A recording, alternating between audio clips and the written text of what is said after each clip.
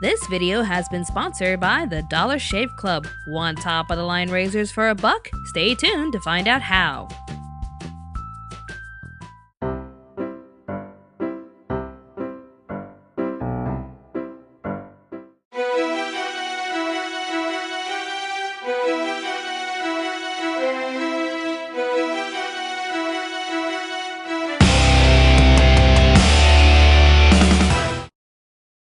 Anime villains. There's nothing like them. They come in a wide variety of creativity with their own ingenious plans to foil our heroes. There have been countless videos addressing amazing villains. Some that are most evil, the most ingenious, and even the most hilarious ones. If there's one thing a lot of people haven't addressed, however, are the ones who suck the most. The ones who are downright the worst villains ever made in anime. And by worst, we mean the most incompetent ones ever conceived in anime. Whether their motives and plans be questionable or they constantly fail horribly one way or another, we're here to showcase the truly awful villains that can't get anything right due to their own stupidity. Let's bring out the worst of the worst with Anime America's top 10 most incompetent villains in anime.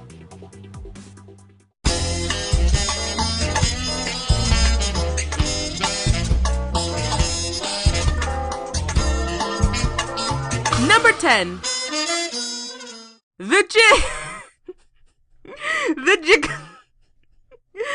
Hold on, I can't even say it without giggling. The Jiggle Butt Gang from Fairy Tail. So this is how we start our list. Quality entertainment, folks. Here's the lowdown. It's episode 126. You're on the cusp of writing another filler arc for Power of Friendship, the anime. And you ask yourself, how can I make this even more fillery? Add butts, of course. The Jiggle Butt Gang is your one-off filler arc villains who rob a train for riches only to be stopped by Team Natsu in the end. So evil. Oh! Not convinced, huh? Well, let's list some of their more sophisticated attacks so you can get a better perspective. From the Sacred Jiggle Butt Arts, the Gas Butt Triple Ecstasy, Gas Butt Triple Ecstasy Fire Edition, Point Blank Ecstasy, and an enhanced version of Gas Butt Triple Ecstasy where after rubbing their butts they release a fiery gas at their target. They're all fart people. What makes them so bad is that later in the episode, after they get distracted by Plu's antics, in order to protect the cargo, Wendy helps them by using her wind abilities to let the gang seemingly escape, and the trio doesn't suspect a thing. They even make her their leader for a small bit, until the final punch by Natsu, of course. Objectively, for villains, their attention and trustworthiness is all over the place, getting distracted so many times. Basically letting a hero trick and pacify them into stopping their plans is nonsense. Though they get the 10 spot because they kind of put up a decent effort against Natsu and friends. Don't consider that too much. And for all it's worth, naming the two henchmen lackeys A and B shows that even Fairy Tail knows when to just have fun with one-off concepts. Occasionally. Plus, if you're a Rave Master fan, this is a slightly fun Easter egg to characters from that show. So, even though these characters were pretty lame, I got to commend them for doing the true butt game before it was cool. Number 9. Yashiro Gaku from Erased. Erased was the hyped show from the winter 2016 season, and by this point, everyone and their mothers have talked about why this man caused this mystery to turn a complete 180. So with that in mind, I'm going to only be focusing on the seedier reasonings to why his character was just that bad. The biggest reasoning with Yashiro stems from his motive. In episode 11, it's explained that he started his murderous urges after drowning some hamsters in a jar and watching the sole survivor scurry around for air. Watching this gory fan service essentially gave his mind the ecstasy needed to commit his crimes and use others as scapegoats to get away with murder, just like how that hamster climbed over the bodies of his fallen brethren to survive. What? So wait, what you're trying to tell me is that hamsters equal pedophilic murder. Okie dokie then. Like, where's the substance? And that's because of this core motivation. He's honored played off as this cheesy Saturday morning villain who has nothing better to do. It's not even the fun hammy kind either. Even going as far as to letting his only witness be hospitalized in a coma completely undisturbed for 15, count 'em, 15 years, so he could potentially wake up with just that thrill of living again. Oh, and he's this sleazy politician now because why not check that off the overly used villain trope list too? Let's not mention the part where he tries to pin Satoru for the potential murder of that little hospital girl when clearly he's been wheelchair bound and constantly supervised by staff for most of his hospital stay. Logically speaking, he's just reaching too far at this point. That or the police force are very incompetent. Yeah, he's at number 9 because he did kill many people and got away with it. But with his lazily plot-written motivations, annoyingly stupid villain persona, and missing such a large window of opportunity to finish the job, it's more than enough reason to make this list. Number 8. Filling up the jar for this one.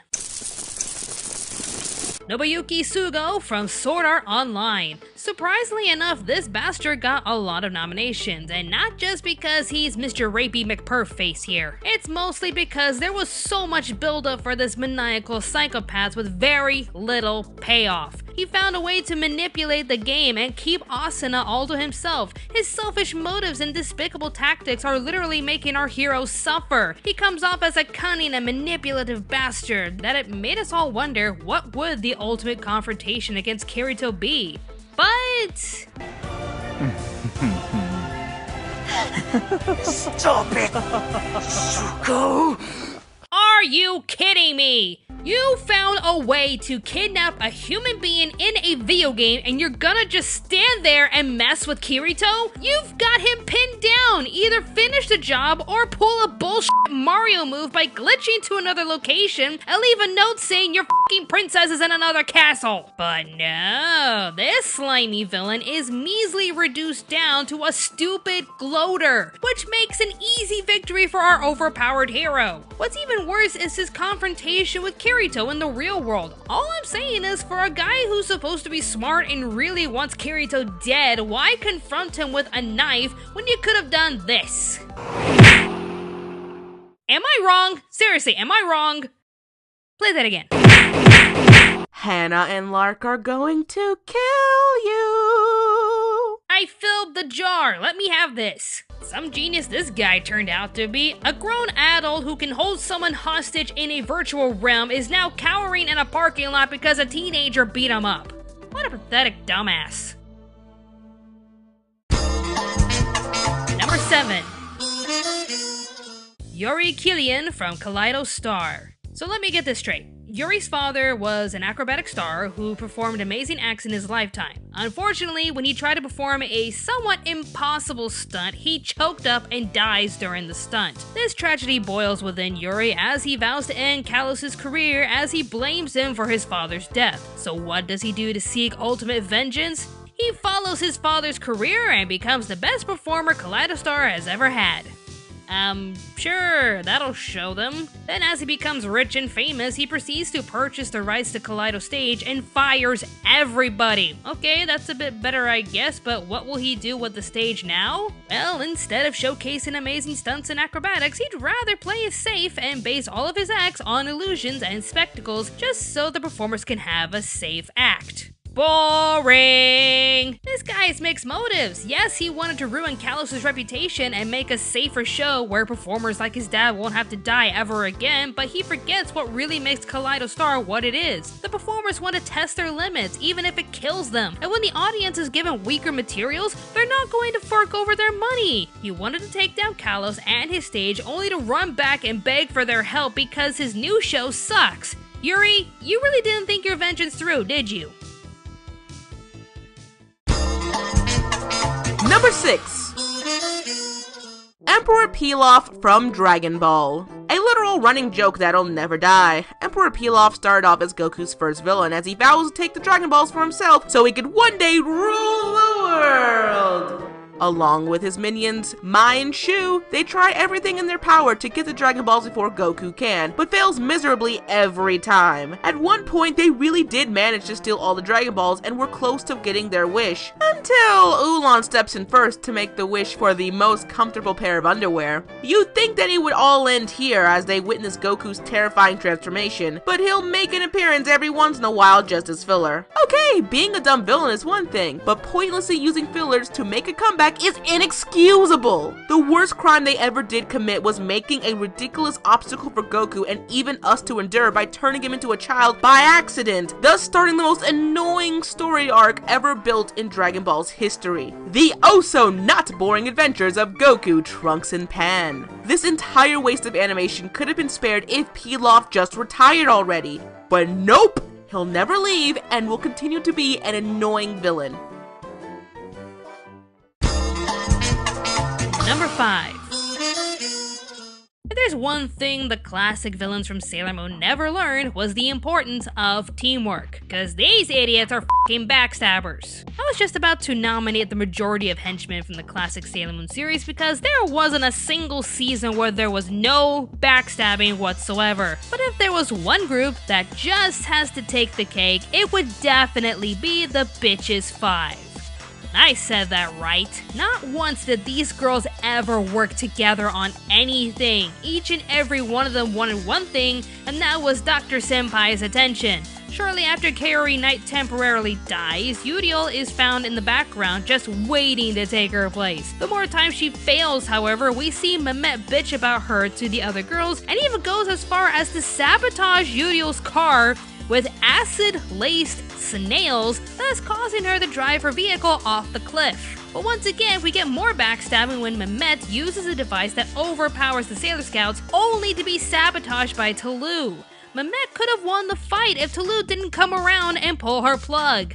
Literally! And yet, on top of that, when Kaori Knight is the only one left standing and Dr. Tomo is successful in resurrecting Mistress 9, what do he and Mistress 9 do? She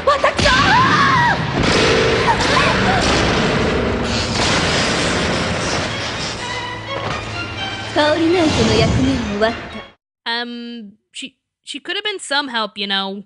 I mean, she was loyal to you. She lured Chibiusa over to Hotaru. I mean, she's got powers. She's serving you. She could have been of some help. Why do this? Teamwork, motherfuckers. Do you speak it? Number 4. To every villain who just sits around sending their minions to do their dirty work, I think we all know who reigns supreme in that category. Naraku from Inuyasha. Talk about the most disappointing build-up ever. The man is a creation of several demons mixed together, aka villainous ghetto spaghetti. He's notoriously known as one of the most dangerous demons overtaking the feudal era, and wants to become even more powerful when he gets his hands on the Shikon Jewel. For such a terrifying character, what does he mostly do?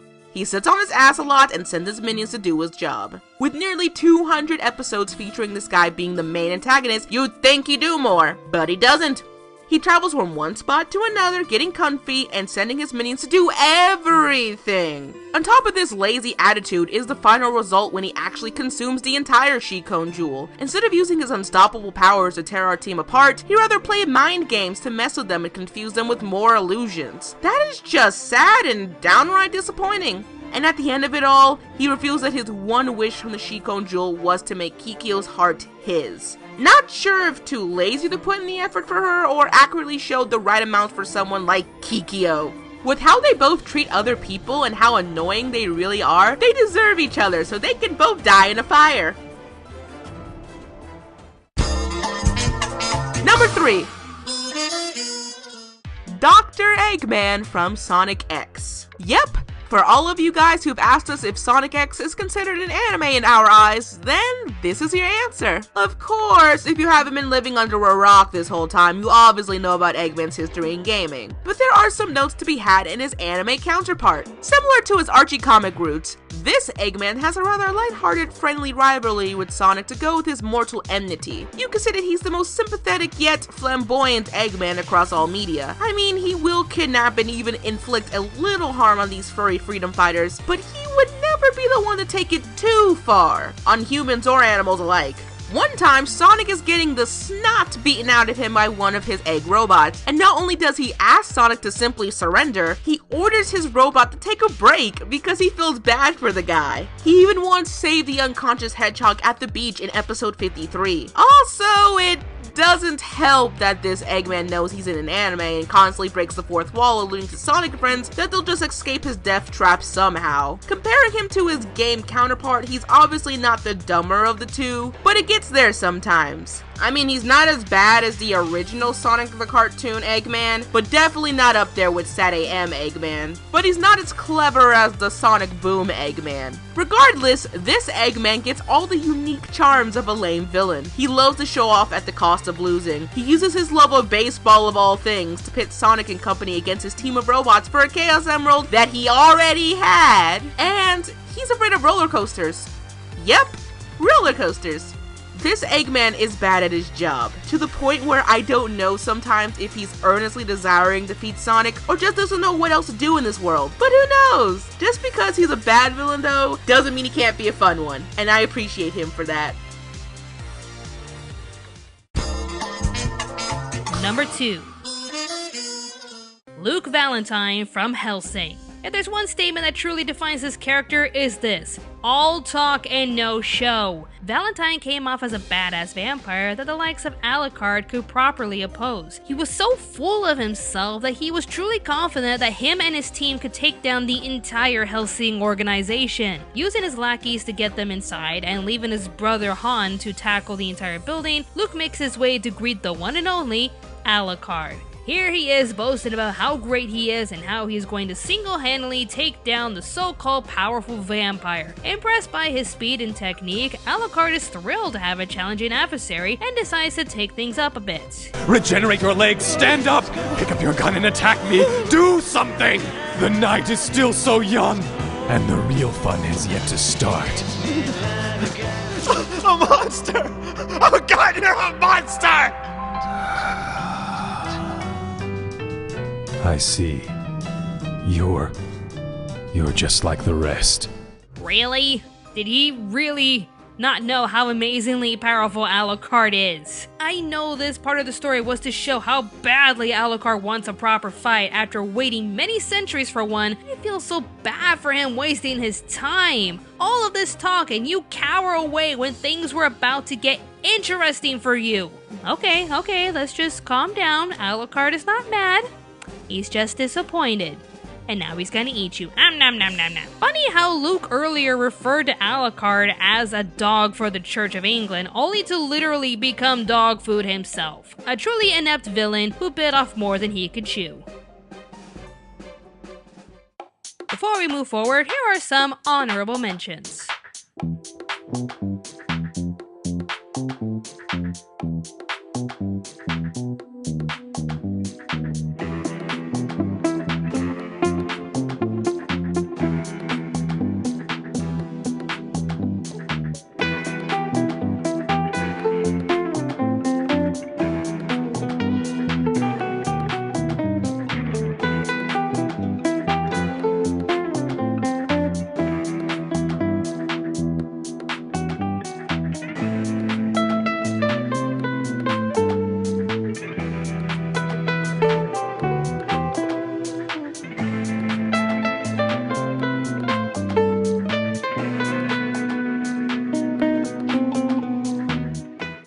And the number one most incompetent villains in anime are...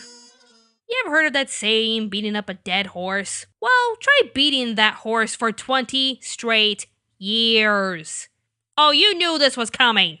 Team Rocket from Pokemon.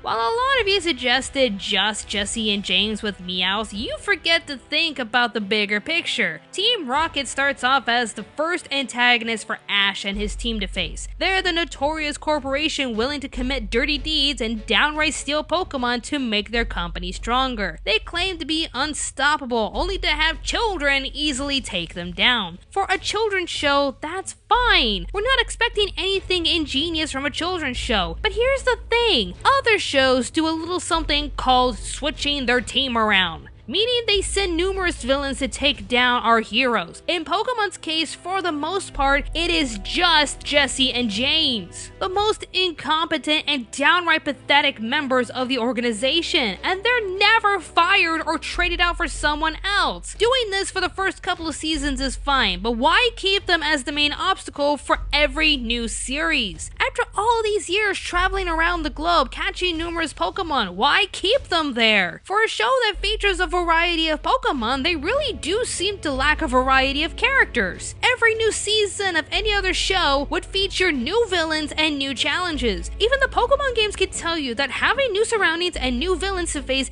is all part of what makes playing them fun. The show, however, really doesn't care. Just flash on the screen new Pokemon, but keep the same hero and the same villain. Villains that time and time again will only fail every single goddamn time. And it's been getting old for a long time now. For not realizing their main problem by using the same inept team over and over again, we declare that Team Rocket as a whole is without a doubt the most incompetent set of villains in anime. Aw, now don't be sad, Jesse and James. Maybe you can start saving your money by subscribing to Dollar Shave Club. Once again, this video was sponsored by the Dollar Shave Club, and they have an awesome deal just for you guys. If you don't already know, Dollar Shave Club delivers high-quality razors right to your door. If you go to dollarshaveclub.com/animeamerica or click on the link in the description box, you can get a 1-month trial of any razor for $1. You get to pick out what kind of blades you want, including the executive razor. You can also get body cleansers, body bars, shampoo, conditioner, shave butter, and so much more. It's an amazing service that I personally love to use, and I know you will too. It's $1. What are you waiting for? Go to dollarshaveclub.com/animeamerica or click on the link in the description box and start your trial today.